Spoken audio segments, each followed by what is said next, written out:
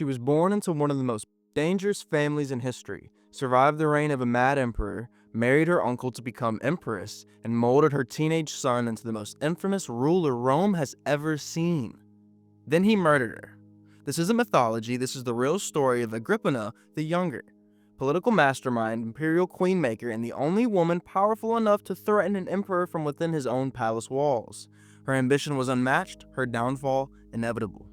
Today, on Crimes of the Crown, we unravel the deadly power struggle between a mother and her son that changed the Roman Empire forever. Born in 15 CE to Germanicus and Agrippina the Elder, Agrippina the Younger was imperial blood through and through. Her father was the golden boy of Rome, the nephew of Emperor Tiberius, and the great-grandson of Augustus himself. Her mother, fierce and loyal, was exiled and starved to death when Agrippina was just a child. Rome, you see, was not so kind to strong women.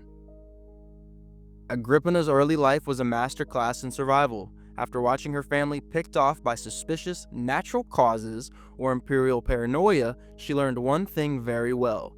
Power was not inherited, it was seized. She married young to Gnaeus Donatius Ahenobarbus, it's a great name but an awful person, and gave birth to a child who would become Nero. But her real game began after the fall of Caligula, her madman brother, and the rise of Emperor Claudius, her uncle, who she ended up marrying. Yes, you heard that right. In 49 CE, Agrippina married her uncle Claudius, an emperor known as much for his limp and stammer as for his love of mushrooms and manipulation. This wasn't an accident. Agrippina orchestrated it all. Tacitus writes with thinly veiled disdain that Agrippina seduced Claudius with ambition as her aphrodisiac.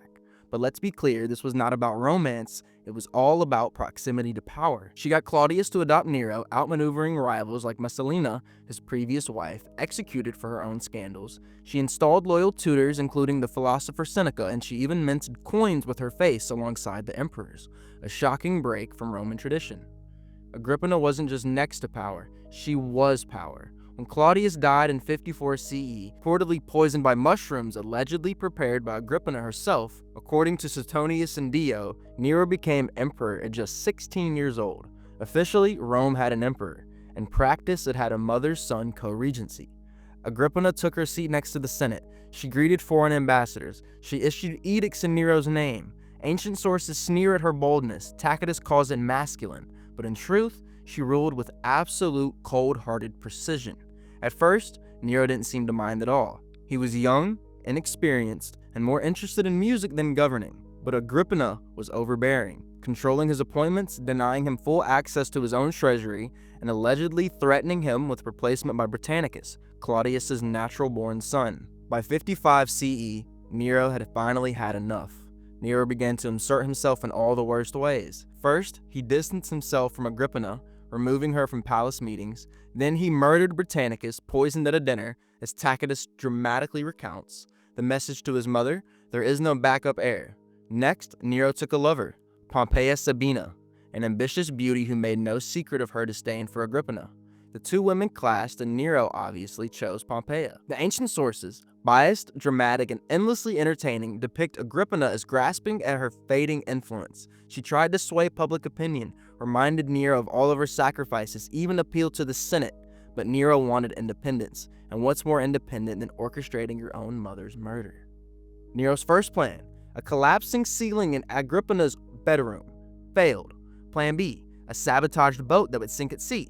This too failed. Agrippina swam to shore and lived to tell the tale. According to Tacitus, when Nero heard she survived, he exclaimed, "She'll be back before nightfall." Finally, Plan C, the old-fashioned way, Old Faithful, a centurion sent to Ravenna stabbed Agrippina to death. Legend has it she offered her wound first, saying, "Strike here for this boar Nero." It's theatrical, it's chilling, and it might be embellished. But the truth is, Nero had his own mother killed. He then staged a public funeral claiming she'd plotted against him. Rome grumbled, the Senate looked the other way, and Nero, fully unshackled, spiraled into the well-documented decadence and destruction that would define his reign. So, what do we make of Agrippina the Younger? To her enemies, she was manipulative, power-hungry, and ruthless to the core. To her admirers, she was intelligent, politically savvy, and the most powerful woman in Roman history. Agrippina wasn't the first woman to influence imperial Rome, but she was the first to do so so publicly. She carved out space in a world that excluded her and paid the ultimate price for it. Her story lives on because it encapsulates the danger of female ambition in a world designed for male domination.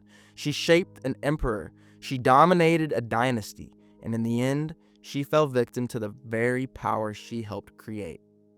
Agrippina's murder was only the beginning of Nero's descent. In the years that followed, he killed his own wife, torched the city of Rome, allegedly, and performed poetry while thousands died. He was the last Julio-Claudian, and after his death, Rome plunged into civil war. But the tragedy of Agrippina remains singular. A mother who made her very own son emperor through self-sacrifice and was killed by him for her trouble.